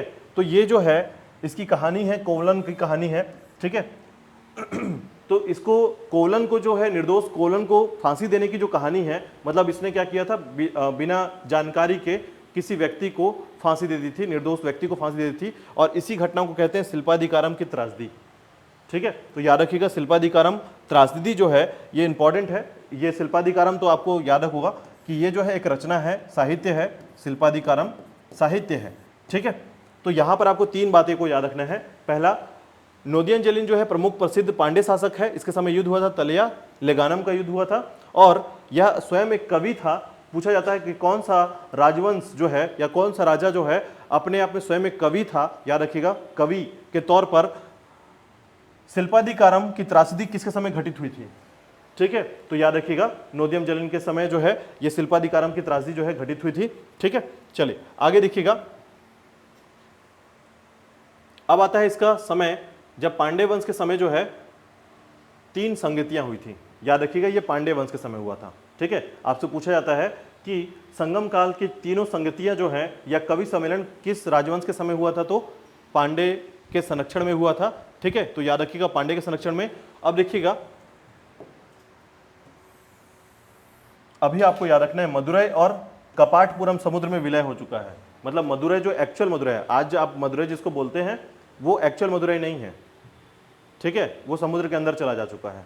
ठीक है, कपाटपुरम या मदुरै। तो होता क्या है आप समझिएगा, ये जो है हिस्सा ये मदुरै का हिस्सा है, इस तरीके से निकला हुआ। ठीक है, तो समुद्र की स्थिति ऐसी हो चुकी है कि इसने आधे से ज़्यादा क्षेत्र को, ठीक है, मतलब इस क्षेत्र को डुबो दिया है, इस तरीके से डुबो दिया है। अब ये मदुरै आपका यहाँ पर आ गया है। ठीक है, तो इस तरीके से क्या हुआ कि मदुरै और कपाटपुरम जो है अब समुद्र में विलय हो चुका है। पूछा जाता है किस राजवंश की राजधानी जो है समुद्र में विलित हो चुकी है? ठीक है, तो वो है आपकी मदुरै। ठीक है, चलिए अब थोड़ा सा नाम याद रखते हैं। देखिएगा, प्रथम संगम जो है ये, चूंकि आपको एक बात याद रखना है कि पांड्य राजवंशों ने कराया है, तीनों संगतियां पांड्य राजवंशों ने कराया है, तो उसी के आसपास होगा। ठीक है, तो राजधानी देखिएगा सबसे पहले कहाँ है? मदुरै। तो ये किसकी राजधानी थी? पांड्य राजवंशों की राजधानी थी। ठीक है, अगस्त ऋषि सबसे पहले याद रखिएगा इसके संरक्षक थे या अध्यक्ष थे। ठीक है, अध्यक्ष याद रखिएगा। ठीक है, तो यहां पर शासक लिखा हुआ है, शासक को क्या कर लेंगे आप? अध्यक्ष कर लीजिएगा। ठीक है, अध्यक्ष कर लीजिएगा इसको। तो याद रखिएगा इसमें 3 चीजों को याद रखना है आपको। प्रथम संगम जो है मदुरै में, और इसके अध्यक्ष कौन थे? अगस्त ऋषि।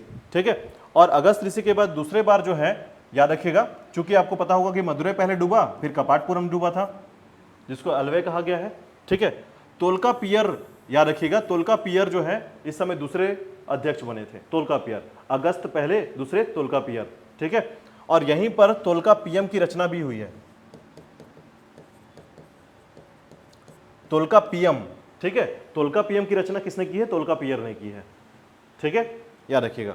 उसके बाद देखिएगा तृतीय संगम जो है उत्तरी मदुरै, उत्तर क्षेत्र में। ठीक है, और इसके समय अध्यक्ष थे नक्कीदर। ठीक है, नक्कीदार नाम से आते हैं या नक्कीदर नाम सुने जाते हैं इसमें, तो अध्यक्ष का नाम याद रखिएगा। पहले नंबर पे है आपके अगस्त, दूसरे तोल्कापियर, तीसरा नक्कीदर। ठीक है, और आपको पहला स्थल याद रखना है मदुरै। ठीक है, कपाटपुरम और उत्तरी मदुरै। ठीक है, तो 3 संगतियां, 3 संगम हुए हैं, याद रखिएगा। पांड्य राजवंशों के समय हुआ है, याद रखिएगा। वर्तमान में मदुरै और कपाटपुरम क्या हुए हैं? समुद्र में विलय हो चुके हैं।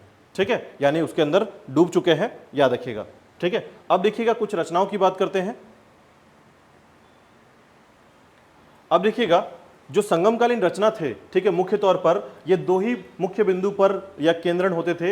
एक आपका प्रेम रस अहम पे, और दूसरा युद्ध या पूरम पे। अहम और पूरम याद रखिएगा, अहम और पूरम पर केंद्रित होते थे। ठीक है, यानी प्रेम से संबंधित थे। ठीक है, प्रेम से यानी श्रृंगार से, और दूसरा पूरम का मतलब होता है वीर गाथा। ठीक है, तो याद रखिएगा युद्ध से संबंधित। जनरली देखिएगा राज दरबारों में कवि को रखा जाता था ताकि राजाओं के बखान या शौर्य का वर्णन किया जा सके। ठीक है, दूसरा प्रेम का वर्णन हो सके। इसका कारण समझिएगा, वीरगाथा काल जो है अपने आप में एक ऐसा काल है, वीरगाथा की बात कर ले, मैं अभी यहां से थोड़ा सा बाहर निकल रहा हूं। ठीक है, देखिएगा कि जब कोई कवि या कुछ ऐसा, समझिएगा ये कैसे कोरिलेट होता है, इसको समझिएगा। दोनों ऐसे क्यों कोरिलेट होता है? तो राजाओं का कार्य समझिए, ये छत्री होते थे और ये काम करते थे क्षेत्र का विस्तार। ठीक है, क्षेत्र का विस्तार कर रहे हैं, क्षेत्र का विस्तार कर रहे हैं मतलब युद्ध लड़ेंगे। अब इनको युद्ध में लड़ने के लिए क्या चाहिए? तो युद्ध में लड़ने के लिए चाहिए पावर। ठीक है, यानी कि अधिक से अधिक बातों को सुनकर काम कर सकें ये। ठीक है, तो ऐसी स्थिति में जब ये सुनकर कोई बात, जैसे आप देखेंगे कि अगर आपके शौर्य का वर्णन किया जाए कि तुमसे ये काम हो जाएगा, तो तुम्हारे आपके अंदर जो है एक तरीके से एक हार्मोन्स रिलीज होता है और आपके अंदर पावर आ जाता है, ठीक है। अपनी बातों सुनकर कभी आपने नोटिस किया होगा कि कभी अच्छे तरीके से गाने बज रहे हैं, डीजे बज रहा है, तो आपके अंदर एक पावर महसूस करते होंगे आप। जब बजता है तो अपने आप थिरकना चालू हो जाना, ठीक है। तो इसका मतलब ये होता है कि कवि के बातों को सुनकर, यानी वीर गाथा को सुनकर, ठीक है, अगर किसी जैसे कभी कभी क्या होता है, कवि जो है, जो राजा होते थे उनके पिता के बारे में उनको बताते थे कि आपके पिता तो ऐसे थे, एक उंगली से हाथी को पलट देते थे, ठीक है। तो राजकुमार जो होता था वो भी सोचता था कि वो एक उंगली से पलटते थे, हम दो हाथ से पलटेंगे लेकिन पलटेंगे, ठीक है। इसका मतलब है कि वीर गाथाओं को बार बार गुनगुनाने का काम या फिर बार बार बोलने का काम से क्या होता था कि उनके अंदर थोड़ा सा कहीं ना कहीं पावर आ जाता था, ठीक है, और वो लड़ने के लिए तैयार हो जाते थे, ठीक है। इस तरीके से वो जो है क्षेत्र का विस्तार करना प्रारंभ करते थे। तो कवि का काम क्या था इसमें? कवि का काम था उनको प्रेशर करना या फिर उनको किसी तरीके से आगे बढ़ाना, ठीक है। अब ये लड़ते लड़ते घर ही वापस नहीं आ रहे हैं, लड़ रहे हैं, घर ही वापस नहीं आ रहे हैं, तो इनके राजवंश की दिक्कत हो जाती थी कि आगे वंश कैसे बढ़ेगा, ठीक है। तो इनके पास दरबारों की जो दरबार के कवि होते थे उनके पास, अब देखिए, अब उनके पास भेज जाते थे ताकि उनको रति और प्रेम के बारे में बताया जा सके, ठीक है, ताकि जो है इनके दिमाग पे कहीं ना कहीं रानी के प्रति आकर्षण पैदा हो और उसके बाद ये वापस पुनः घर लौट कर आए और उसके बाद वंश का विस्तार हो। तो ये दोनों का काम कौन कर रहा है? कवि कर रहा है, ठीक है। तो इसी तरीके से याद रखिएगा, अहम और पुरम, ठीक है, यानी एक श्रृंगार प्रेम से संबंधित और दूसरा वीर गाथा संबंधित, ये दोनों प्रणाली जो है इसमें चलता था, ठीक है। तो ये जो संगम साहित्य है इसकी मुख्य विशेषता थी कि अहम और पुरम से संदर्भित होते थे ये, ठीक है, यानी प्रेम और युद्ध से ही संबंधित थे, ठीक है। पूछा गया क्वेश्चन है, याद रखिएगा कि संगमकालीन साहित्य जो है मुख्य तौर पर किस केंद्रण से संबंधित होते थे? तो सिर्फ यहां पर प्रेम और युद्ध से संबंधित होते थे, अहम और पुरम से, ठीक है। अब देखिए, अहम और पुरम लिख देगा तो पता ही चलेगा कि ये प्रेम और युद्ध है, ठीक है। तो दिक्कत यहां पर है, बात अगर ऐसा लोग बोल दें कि हाँ प्रेम और युद्ध है तो डायरेक्ट टिक हो जाएगा, लेकिन अहम पुरम लिख देंगे तो जिसको जानकारी नहीं है उसका अहम पुरम हो जाएगा, ठीक है। तो ये जो है आपको पता होना चाहिए अहम और पुरम क्या है, ठीक है। चलिए आगे देखिएगा। इसके बाद है इस समय, अब ये फैक्ट है और ये फैक्ट आने के चांसेस होते हैं, याद रखिएगा। मतलब जब क्वेश्चन जो है संगम काल का विहीन क्वेश्चन हो, समझिए, मतलब देखिए अभी तक क्या है, लाइट क्वेश्चन तब बनता है जब आप सभी राजाओं की जानकारी रखते हैं। ये सभी वंश के लिए कॉमन है कि हर चीज को आप पढ़ेंगे, उसके राजा के बारे में कुछ ना कुछ फैक्ट को पढ़ेंगे, लेकिन जब उसी विशेष तौर पर उसके अंदर घुसकर जब क्वेश्चन पूछा जाता है तो ये देखा जाता है कि संगम काल से विशेष तौर पर क्वेश्चन पूछा गया है, ठीक है। ये आपको हमेशा मैं बता दूं कि कहां से क्वेश्चन पूछा जाता है, हमेशा संगम साहित्य से क्वेश्चन आता है। अगर राजाओं के बारे में जनरली लोग नहीं पूछते हैं, इसका क्यों नहीं पूछते हैं? क्योंकि सभी जगह कोई ना कोई राजा है और कोई ना कोई घटना विशेष तौर पर उसके राजा के काल में हुआ है, ठीक है। लेकिन अगर किसी विशेष वंश के बारे में पूछा जा रहा है या उस वंश का जो महत्वपूर्ण तत्व है, संगम काल का महत्वपूर्ण तत्व क्या है? साहित्य, ठीक है, कि जो तमिल साहित्य है उसका विस्तार या उसको साक्ष्य के तौर पर क्यों देखा जा रहा है, तो उसी के बारे में सबसे ज्यादा क्वेश्चन पूछा जाएगा, ठीक है। तो अगर वहां से अगर बहुत ज्यादा क्वेश्चन पूछ रहे हैं, मतलब उसका जो क्वेश्चन बनाने वाले पेपर वाले हैं उनका फोकस ये है कि संगम काल के बारे में आपको कितना जानकारी है, ठीक है। क्योंकि कुछ कुछ फैक्ट ऐसे हैं जो लाइट हैं बहुत ज्यादा, आदि गैमान, सेनगुट्टन, ठीक है, कारिकाल, एलारा, नोदियन जेलियन, तो ये सभी नाम क्या है, अपने आप में एक एक लाइन के लिए प्रमुख हैं, ठीक है। लेकिन जब आप उसके बारे में पढ़ते हैं, संगम साहित्य के बारे में पढ़ते हैं, तो उसका मतलब है कि आप उसके केंद्र बिंदु तक पहुंच चुके हैं, ठीक है। तो देखिएगा यहां पर कि संगम साहित्य के कुल कविताओं की संख्या कितनी है? 2279, ठीक है। संगम कालीन साहित्य में जो कविताएं लिखी गई हैं वो है आपके 2279, ठीक है। तो इसके संबंध में याद रखिएगा, इनकी रचना जो है कितने लोगों ने मिलकर की थी? 473 कवियों ने, ठीक है। तो ऐसे समझिए कि इतनी सारी कविताओं की रचना हुई है और किस भाषा में हुई है? तमिल, ठीक है, याद रखिएगा। इस समय एक बात और मैं आपको बता दूं, इस समय के मुख्य देवता कौन थे? किसी को आइडिया है? कोई तुक्का लगाना चाहता होगा? नहीं, दक्षिण भारत में इंद्र की वैल्यू नहीं है। हाँ, जोर से बोले। नहीं, बिल्कुल नहीं। आज भी उस देवता को पूजा जाता है बहुत ज्यादा। नहीं,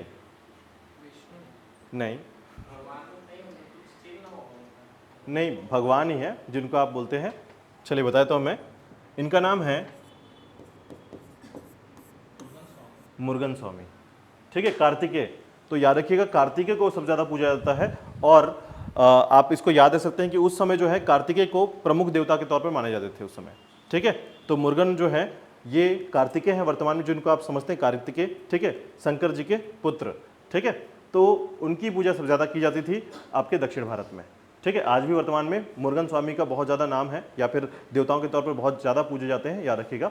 बाकी जितने देवता हैं वो तो अलग ही बात है ही, देवता तो बहुत सारे होते ही हैं, लेकिन जो महत्वपूर्ण, या फिर आप जब बोलते हैं कि मुख्य तौर पर वंशिक या वंश के तौर पर देवताओं को पूजा जाना, ये है आपके मुरुगन, ठीक है। चलिए तो देखिएगा, आगे चलते हैं नेक्स्ट पॉइंट पर। अब देखिएगा, संगम साहित्य में कुछ प्रमुख कृतियां हैं जिनका नाम आपको याद रख लेना है, ठीक है। हालांकि आधे का नाम तो आपको ऐसे ही याद हो गया होगा, क्योंकि हमने तोल्काप्पियम का नाम सुन लिया था, ठीक है। और किसने लिखा है इसको? तोल्काप्पियर ने लिखा है, ठीक है। एक्चुअल में ये क्या है? काव्य शास्त्र है, इसको काव्य शास्त्र की श्रेणी में रखा गया है, याद रखिएगा। शिल्पाधिकारम, ठीक है, याद रखिएगा। इलांगो आदिगल, यही पूछा जाता है सबसे ज्यादा, इलांगो आदिगल, ठीक है। तो ये थोड़ा सा नाम याद रखिएगा, इलांगो आदिगल। इसको हम लोग 8वां नंबर का क्वेश्चन कह सकते हैं। इलांगो आदिगल ने शिल्पाधिकारम लिखा है, क्योंकि मैं तोल्काप्पियम को भी बोल सकता था कि, लेकिन ये इतना आसान है कि तोल्काप्पियम अगर लिख के दे दिया तो आप तोल्काप्पियर को टिक कर देंगे आराम से, ठीक है। इसमें कोई दो बातें नहीं आएंगी, ठीक है। चाहे वो सूची में आ जाए, चाहे वो कथन कारक में आ जाए, आप तोल्काप्पियर और तोल्काप्पियम को कनेक्ट कर पाएंगे, ठीक है। काव्य शास्त्र था ये, महाकाव्य के तौर पर याद रखिएगा, इलांगो आदिगल ने शिल्पाधिकारम को लिखा है, ठीक है। उसके बाद हम 9वें नंबर पर क्वेश्चंस को बता सकते हैं मणिमेखले को, ठीक है। क्यों? क्योंकि ये भी क्वेश्चन पूछा गया है, मणिमेखले, ठीक है, याद रखिएगा, महाकाव्य है, ठीक है। अब देखिएगा, शीतलेस्तनार, ठीक है। शीतलेस्तनार जो है, ये थोड़ा सा याद रखिएगा, थोड़ा नाम है आपको याद रखना है कि लेखक का नाम है शीतलेस्तनार, ठीक है, शीतलेस्तनार, ठीक है। तो आप इसको ऐसा ही बोल सकते हैं, शीतले सतनार, ठीक है, शीतले सतनार ऐसे भी बोल सकते हैं, ठीक है। तो आप याद रखिएगा, जैसा भी तोड़ के बस आपको याद रखने की जरूरत है, मणिमेखले, शीतले सतनार, ठीक है। तो याद रखिएगा, शीतले सतनार, ठीक है, महाकाव्य है। जीवक चिंतामणि महाकाव्य है ये भी, और तिरुक्त, ठीक है, तिरुक्त देव, याद रखिएगा, तिरुक्त देव, ठीक है, याद रखिएगा। जीवक चिंतामणि, तिरुक्त देव, और कुशल जो है 18 गीत लिखे गए हैं इसमें, और वो है तिरुवल्लुर, ठीक है। और ये नाम तो आपने पहले भी सुना होगा, तिरुवल्लुर के नाम से बहुत सारे स्थान का नाम भी है यहाँ पर, ठीक है, तमिलनाडु में तिरुवल्लुर है, ठीक है। तो आपको बहुत सारे नाम जो ऐसे मिलेंगे, वो आपको मिलेगा कि कवियों के नाम पर स्थानों के नाम रखे गए हैं, ठीक है। तिरुवल्लुर जो है ये तमिलनाडु में है, ठीक है। तो आप याद रखेंगे, ये जो 4-5 हैं उसमें आप बहुत अच्छे से याद कर पाएंगे। तोल्काप्पियम किसने लिखा है? तोल्काप्पियर ने, ठीक है। शिल्पाधिकारम आदि, देखिए, इलांगो आदिगल, ठीक है, इलांगो आदिगल, शिल्पाधिकारम, ठीक है। मणिमेखले, शीतले, ठीक है, शीतले सतनार, ठीक है, शीतले सतनार। तो देखिए, मणिमेखले, ठीक है, मणिमेखले और शीतले सतनार। तो यहां पर दोनों में मणिमेखले, ठीक है, मणिमेखले को भी जैसे तोड़ रहे हैं आप, वैसे ही शीतले सतनार को तोड़ रहे हैं, ठीक है, याद रखिएगा। जीवक चिंतामणि, हालांकि ये याद ऐसे नहीं होगा, इसको 2 से 3 बार अलग से याद करना पड़ेगा, थोड़े से समय रुक रुक कर, ठीक है। 3-4 दिन के अंतराल में आप इसको दोबारा फिर से देखिएगा, तब याद होगा ये, ठीक है। जीवक चिंतामणि याद रखिएगा, तिरुक्त देव, ठीक है, और उसके बाद कुशल है आपका तिरुवल्लुर, ठीक है। और ये मुख्य तौर पर क्या है ये भी याद रखिएगा, 3 महाकाव्य हैं, एक 18 गीत का है कुशल, और उसके बाद एक काव्य शास्त्र है, ठीक है। चलिए आगे देखते हैं, नेक्स्ट है आपका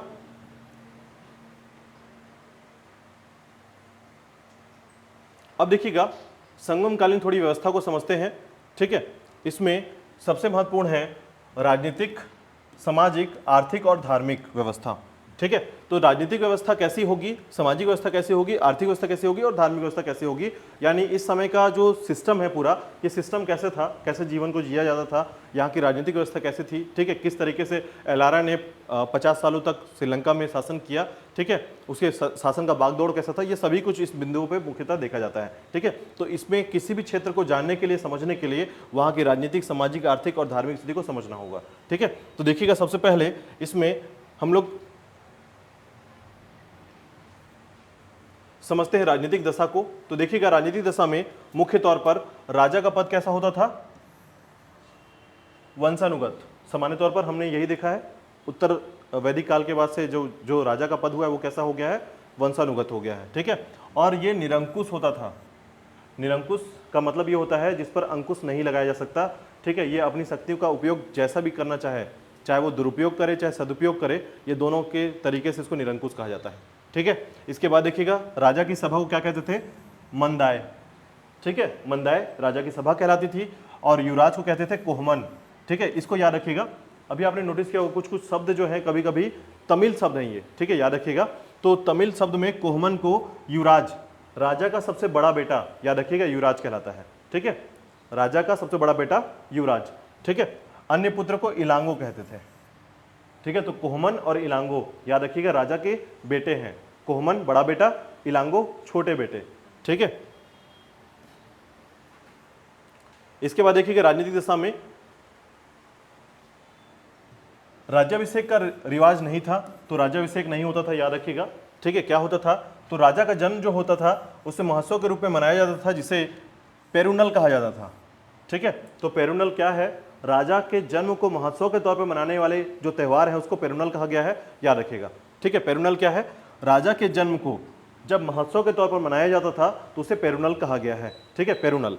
चलिए आगे देखिएगा, ऐसे नाम आपको बार बार मिलेंगे तो कोशिश करें कि इस नाम से थोड़ा परिचित हो जाए, क्योंकि तमिल के शब्द है, तमिल साहित्य पढ़ रहे हैं अपने भारत में।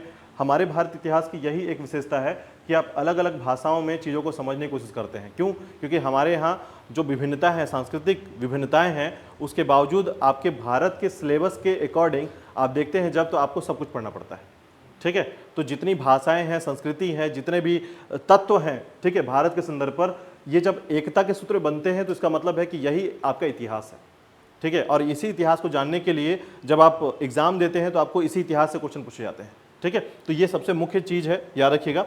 चलिए देखिएगा, परामर्शदात्री की सभा जो है पंचवरम कहलाती है, ठीक है, इसे पंचवरम कहते हैं, ठीक है। और प्रशासन जो है, प्रशासन में देखिएगा नगर प्रशासन उर कहलाता था, ठीक है।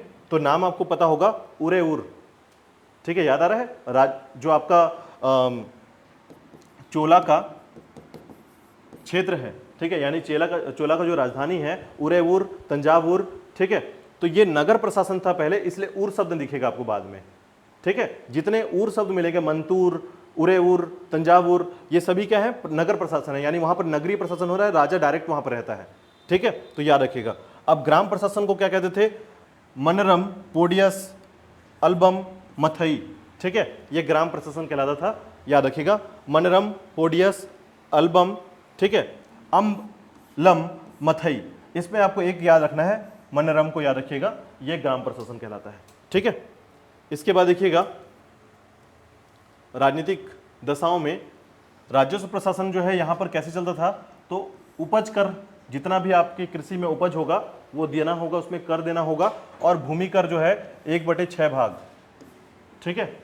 तो 1/6 भाग का जो कर है आपको पे करना पड़ेगा इसमें, और उसके साथ देखिएगा बंदरगाह कर, संपत्ति कर, लूट कर, ठीक है, यानी आप लूटेंगे किसी का कुछ तो उससे भी दीजिए राजा को, ठीक है। तो इस तरीके से आप देखेंगे कि जितने प्रकार के कर हैं, उपज कर, भूमि कर का 1/6 भाग, बंदरगाह कर, अगर आपको अपना सामान बंदरगाह से लेके जाना आना है तो वहां पर भी आपको टैक्स पे करना पड़ेगा।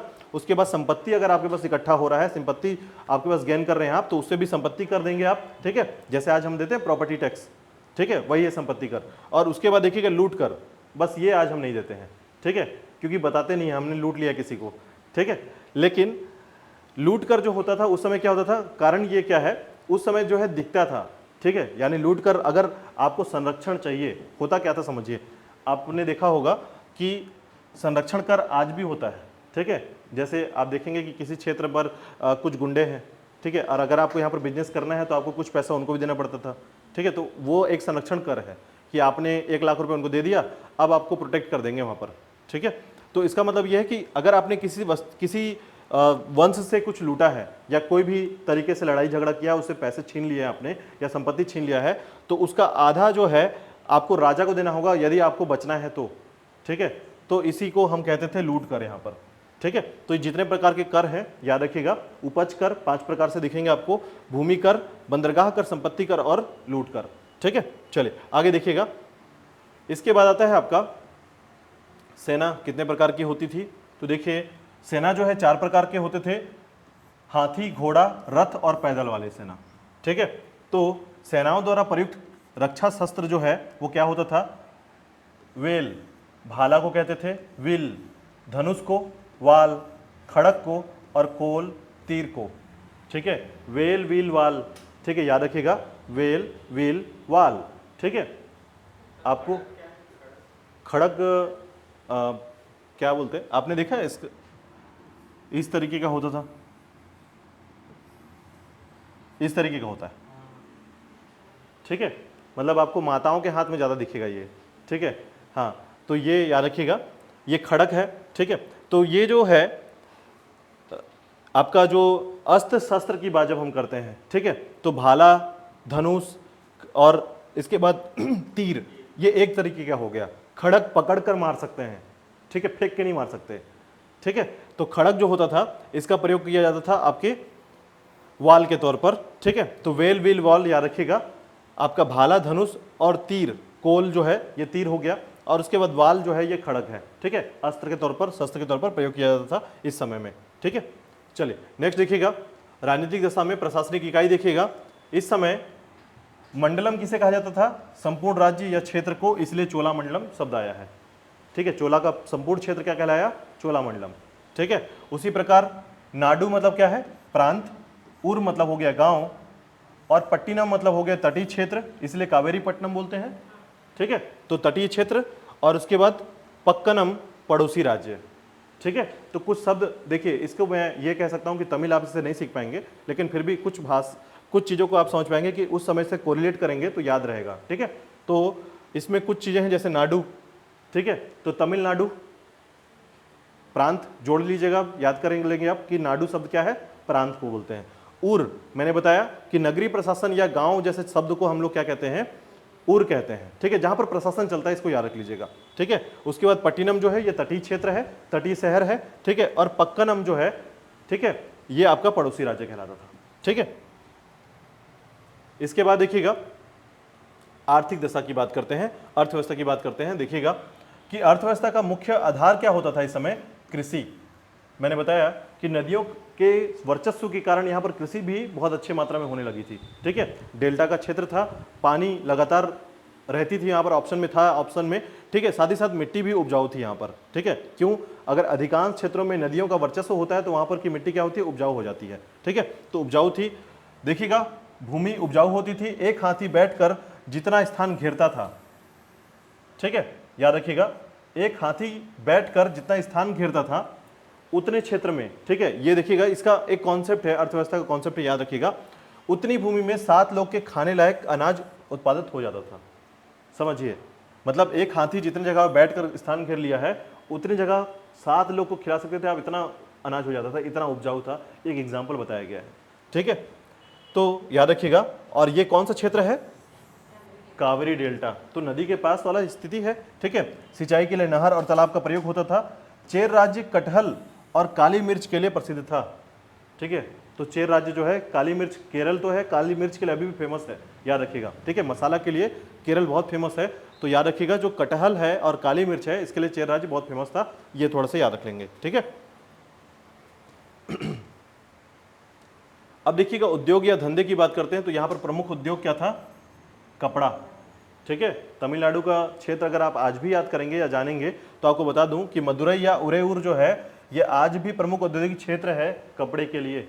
ठीक है, तो मैनचेस्टर के नाम से जाना जाता है, याद रखिएगा, तमिलनाडु का। ठीक है, बहुत फेमस है, यानी कि आप ऐसा कह सकते हैं कि कपड़ा के लिए अगर पूरे भारत में सबसे बड़ा व्यापार उद्योग है तो वो तमिलनाडु में है।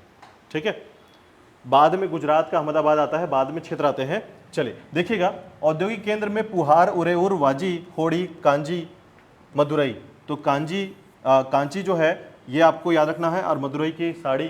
ठीक है, ये साड़ी कांजीवरम जो है, आप ये सब सुनते हैं। ठीक है, तो ये सभी औद्योगिक केंद्र थे उस समय के, बहुत फेमस थे। ठीक है, याद रखिएगा। इसके बाद देखिएगा व्यापार धर्म, अगर व्यापार से देखा तो यहाँ पर देखिएगा वैदिक धर्म का संबंध कैसे दिखाया जा सकता है, क्योंकि जो है ये भी देवताओं को मानते थे, और इसमें मुख्य देवता जो थे, क्योंकि ये भी एक वैदिक देवता है। ठीक है, इसीलिए ये कहा जाता है कि धर्म जो है, किस धर्म को मानते थे? ये वैदिक धर्म को मानते थे। ठीक है, पुहार के वार्षिक उत्सव में इंद्र की पूजा होती थी, याद रखिएगा। पुहार के जो वार्षिक उत्सव होते थे, इंद्र की पूजा होती थी इस दिन, ठीक है। और तटवर्ती क्षेत्र में वरुण देव की पूजा होती थी, क्योंकि जल देवता है ये, ठीक है। और बहेलिय जाति जो है ये कृष्ण की पूजा करते थे। पर्वतीय क्षेत्रीय लोग जो है ये मुर्गन, प्रतीक चिन्ह मुर्गा की पूजा करते थे। एक बात आपको बता दूं, जैसे यहाँ पर एक बात आ गई है कि चेर जो है ये अपने आप को पर्वतीय क्षेत्र का मानते थे, ठीक है। तो चेर का मतलब यहाँ पर कहा गया है कि पर्वत में रहने वाले लोग चेर कहलाते हैं, ठीक है। तो याद रखिएगा, पर्वतीय क्षेत्र जो है चेर, यानी कि अधिकांश लोग यहाँ पर क्या है, मुर्गन स्वामी के पूजा करते थे या प्रतीक चिन्ह के रूप में मुर्गा की पूजा करते थे, ठीक है, याद रहेगा। तो यहाँ पर देखिए याद करना बहुत आसान है, पुहार के वार्षिक उत्सव में इंद्र की पूजा होना, तटवर्ती क्षेत्र वरुण यानी कि जल देवता की पूजा करना, ठीक है। और आपको पता होगा कृष्ण जी की मृत्यु कैसे हुई थी, तीर लगने से। किसके तीर लगने से? बहेलिया के तीर लगने से। वो शिकार करने निकले थे, ठीक है, और गलती से पैर के अंगूठे में तीर लग जाता है, और यही कारण है कि यहाँ पर आपको सुनने को मिलेगा कि कृष्ण जी की पूजा बहेलिया जाति के द्वारा की जाती है, ठीक है। चलिए आगे देखिएगा। इसके बाद आता है आपका संगम काल में आर्थिक दशाओं में, ठीक है। इस समय जो है दो प्रमुख देवियां प्रसिद्ध थी, ठीक है। इसमें याद रखिएगा, मारीचम्मा चेचक की देवी, ठीक है, और इस समय बकरा और मुर्गे की बलि दी जाती थी, और चेलम्मा जो है ये सीमा की देवी, भैंसे की बलि दी जाती थी। याद होगा आपको बाहुबली, ठीक है। तो ये दो बलि प्रकरण जो है इसको देखने को मिलता है। इसमें दो देवी की जो है मुख्य तौर पर पूजा की जाती थी। एक है मारीचम्मा, ठीक है, चेचक की देवी कहलाते थे, चिकन पॉक्स, ठीक है। तो जब पूरे शहर में चिकन पॉक्स फैलने का जो शुरुआत होता था, उसी समय जो है मारीचम्मा की पूजा की जाती थी, याद रखिएगा, ठीक है। और चेचक की देवी कहलाती थी ये। इस समय मुर्गा और बकरे की बलि दी जाती थी, ठीक है। और दूसरे हैं चेलम्मा, सीमा की देवी है, अपने सीमा के विस्तार के लिए भैंसे की बलि दी जाती थी, ठीक है। तो याद रखिएगा चेलम्मा। और दक्षिण भारत की बहुत सारी मूवीज आप देखेंगे तो चेलम्मा नाम आपको बहुत बार मिलेगा, ठीक है। चलिए नेक्स्ट देखिएगा। इसके बाद है आर्थिक दशाओं में, यहां पर सामाजिक दशा को भी आप समझ सकते हैं, इसको एक तरीके से आप लिख सकते हैं सामाजिक, क्योंकि मंदिर की जानकारी जो है सामाजिक तौर पर मिलती है, धार्मिक तौर पर मिलती है, ठीक है। चलिए देखिएगा, बौद्ध धर्म का प्रचार प्रसार सर्वाधिक था, ठीक है। तो याद रखिएगा, अगर आपसे पूछा जाता है कि शिल्पाधिकारम, यहां पर एक अलग फैक्ट है, ये किस धर्म से संबंधित है, ठीक है। तो याद रखिएगा, इसमें किसके बारे में लिखा गया है? बौद्ध धर्म के बारे में लिखा गया है शिल्पाधिकारम में, ठीक है। बौद्ध ग्रंथ का प्रभाव दिखता है शिल्पाधिकारम में, ठीक है। तो बौद्ध ग्रंथ का प्रभाव याद रखिएगा शिल्पाधिकारम, ठीक है। यानी अगर आपसे पूछा जाए कि बौद्ध धर्म का प्रचार प्रसार जो है सर्वाधिक किस में मिलता है, तो शिल्पाधिकारम और मणिमैखले ग्रंथों में मिलता है। सबसे इंपॉर्टेंट है आपका शिल्पाधिकारम, याद रखिएगा, ठीक है। उसके बाद देखिएगा, यहां पर मंदिर जो है नागर, कोहम, पुराई, कोली कहा जाता था, यानी मंदिरों को नागर कहा गया है, ठीक है, कोहम कहा गया है, पुराई कहा गया है, कोली कहा गया है। ये सभी कारण समझाऊंगा मैं आपको जब आप कला एवं दर्शन पढ़ेंगे, ठीक है।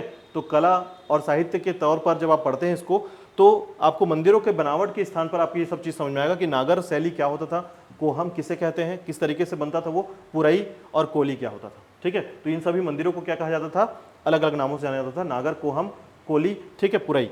चलिए आगे देखिएगा। इसके बाद याद रखिएगा, नेक्स्ट है सामाजिक जीवन। तो सामाजिक जीवन में देखिएगा, समान वर्गों में विभक्त 4 वर्ग थे, ऐसर, क्षत्रिय, अंडनर, ब्राह्मण, वेनिगर, वणिक और पेलाल, कृषक, ठीक है। तो बस नाम अलग है, काम वही है। समझिएगा कि क्षत्रिय जो थे वो ऐसर कहलाते थे, ठीक है, ऐसर, ठीक है। उसके बाद ब्राह्मण जो होते थे वो है अंडनर, ठीक है, और वणिक जो है वेनिगर, वणिक, वेनिगर, मुझे लगता है अच्छे से याद यही हो पाएगा आपको, ठीक है। और उसके बाद कृषक जो है ये पेलाल, ठीक है। चलिए अंतिम बिंदु की तरफ देखिएगा। संगम काल में कुछ प्रणाली और शिक्षा प्रणाली जो है कहाँ पर होती थी शिक्षा? मंदिरों में, ठीक है। छात्र को क्या बोलते थे? पिल्ले। आपको पता होगा बहुत सारे ऐसे शब्द मिलेंगे, ठीक है, बहुत से लोगों के टाइटल भी ऐसे मिलते हैं, ठीक है, पिल्ले शब्द मिलेंगे, ठीक है। तो भाव्यनन या पिल्ले कहते थे छात्रों को, याद रखिएगा। और गुरु कहलाते थे कर्ण काटर, ठीक है, कर्ण काटर, याद रखिएगा, ठीक है। गुरु जो है कर्ण काटर, छात्र पिल्ले कहलाते थे, ठीक है। इसके अलावा देखिएगा शिक्षा जो है मुख्य तौर पर मंदिरों में प्राप्त होती थी। अब इसके बाद याद रखिएगा अंतिम बिंदु कि तमिल ग्रंथों का के उपनाम के तौर पर याद रख लीजिएगा कि तमिल भूमि का बाइबल कहलाता है कुराल, ठीक है। और ये कह सकते हैं कि आज का 10वां क्वेश्चन जो है डेवलप होता ही है यहाँ पर, ठीक है। तो याद रखिएगा ये 10वां क्वेश्चन हो सकता है, आपका 10वें क्रम का इंपॉर्टेंट क्वेश्चन हो सकता है। तो आपको मैंने 10 महत्वपूर्ण क्वेश्चन बताए हैं इस क्षेत्र से, ठीक है। तो याद रखिएगा तमिल भूमि का बाइबल जो है ये कुराल है, 18 गीत लिखे गए हैं इसमें, ठीक है। तमिल काव्य का इलिपद शिल्पादिकारम, तमिल काव्य का ओडिसी मणिमेखले, ठीक है। तो ये आप इसको थोड़ा सा याद रखिएगा, कुराल, ठीक है। और कुराल जो है किसने लिखा है आपको अभी मैंने बताया था, वेरीवेल्लूर, ठीक है। तो ये थोड़ा सा याद रखिएगा। दूसरा याद रखिएगा तमिल काव्य का इलिपद कहलाता है शिल्पादिकारम और तमिल काव्य का ओडिसी जो है मणिमेखले, ठीक है, याद रखिएगा। तो ये था आपका संगम काल। इतना अगर आपने याद कर लिया तो संगम काल से बने हुए क्वेश्चन आपसे बन जाने वाले हैं, ठीक है। कोई डाउट हो तो क्लियर कर लीजिए कोई क्वेश्चन से। तो कल से हम लोग स्टार्ट करेंगे मौर्योत्तर काल, ठीक है। यानी अब मौर्य काल समाप्त हो गया तो मौर्योत्तर काल के बाद देखिए अभी क्या होगा। अब जो है मौर्य की समाप्ति हो जाती है, यानी मौर्य काल का अंत होगा। हम मौर्य काल को देख लिए हैं। तो मौर्य काल के अंत के बाद जैसे उसके पौत्र आ जाते हैं, अशोक के पौत्र जो हैं जितने भी उनके वंश है वो आते हैं। तो चूंकि आपको पता होगा कि मौर्य का वंश सेल्यूकस निकेटर से भी था, ठीक है। तो सेल्यूकस निकेटर जो है उस तरीके से विदेशी आक्रमणकारी है, ठीक है, विदेशी है, सिकंदर के समय का है। तो ऐसी स्थिति में आप देखेंगे कि भारत के अंदर अब दो चीज़ों की लड़ाई होगी, एक वंश की लड़ाई होगी। तो जब मौर्य काल का बहुत बड़ा विस्तार है, तो विस्तार है तो अब जैसे एग्जाम्पल के तौर पर समझिएगा कि यदि मान लीजिए कोई व्यक्ति है, ठीक है, कोई व्यक्ति है और इस व्यक्ति का बहुत बड़ा विस्तार साम्राज्य है, ठीक है, और इस व्यक्ति की पत्नी थी, ठीक है, इस व्यक्ति की पत्नी है और पत्नी की फैमिली जो है ये कहीं और रहती है। लेकिन अब यहां पर इसके पुत्र हुए और पुत्र का अंत हो गया। तो अंततः जो है इसका जो विस्तार साम्राज्य है इसके लिए सभी लोग लड़ने आएंगे। जहां जहां जो जो लोग रहेंगे वो बोलेंगे मैं भी हूं, मैं भी हूं, मैं भी हूं, ठीक है। तो फिर से सेल्यूकस निकेटर के फैमिली वाले फिर आएंगे यहां पर, बोलेंगे कि अब हमको भी मौर्य का हिस्सा चाहिए, ठीक है। तो इसको बोलते हैं हम लोग कि बाहरी आक्रमण और देसी आक्रमण। जो यहीं के लोग बोलेंगे कि मौर्य का हिस्सा हम भी है, हमको भी दो, तो वो देसी लोग हैं, ठीक है। और उसके बाद बाहरी लोग जब आएंगे बोलेंगे हमको भी मौर्य का हिस्सा चाहिए, तो फिर बोलेंगे वो विदेशी हैं, ठीक है। इस तरीके से देसी विदेशी दो चीजों में बढ़ जाएगा यहाँ पर, ठीक है। तो आगे हम लोग पढ़ने वाले हैं कि दो स्थानों के हिसाब से इसमें बंटवारा होगा, एक देसी और एक विदेशी, ठीक है। तो आगे हम लोग मौर्योत्तर काल पढ़ेंगे। मौर्योत्तर काल के बाद यहाँ पर आप शुंग वंश, कर्ण वंश, ठीक है। अभी तो हम लोग शुंग वंश पढ़ेंगे क्योंकि शुंग वंश जो है इन्हीं के प्रधानमंत्री थे, ठीक है। शुंग वंश जो है पुष्यभूति शुंग जो है, ठीक है। तो पुष्यभूति जो है ये क्या बोलते हैं, अंतिम मौर्य शासक वृहदत्त को मारते हैं। तो मैंने आपको बताया था मगध का संस्थापक वृहदत्त और मगध मौर्य वंश का अंतिम शासक वृहदत्त, ठीक है। ये दोनों सबको याद रखिएगा। तो वृहदत्त जो है अब ये समाप्त होता है, तो उसके समाप्त होने के बाद शुंग वंश की स्थापना हो जाती है। तो शुंग वंश जब होगा फिर उसके बाद आपका कर्ण वंश, फिर सातवाहन वंश, इस तरीके से ये देसी वंश चल रहे हैं यहाँ पर। अब बाहर से जो इन लोग हैं यहाँ पर सेल्यूकस निकेटर की फैमिली है, बाकी अलग अलग जगह के लोग हैं, वो अब आक्रमण करेंगे इनके समय में। तो बैक्टीरिया के लोग आ जाएंगे, पार्थियन आ जाएंगे, कुषाण आ जाएंगे, ये सभी अलग से लड़ेंगे। मतलब दो पैरेलल सीरीज आपको पढ़ना पड़ेगा यहाँ से, ठीक है। तो इतिहास को दो पैरेलल सीरीज से देखेंगे हम लोग, एक देसी सीरीज में और एक विदेशी सीरीज में, ठीक है। कॉन्सेप्ट क्लियर है, कल इसको समझेंगे आगे, ठीक है।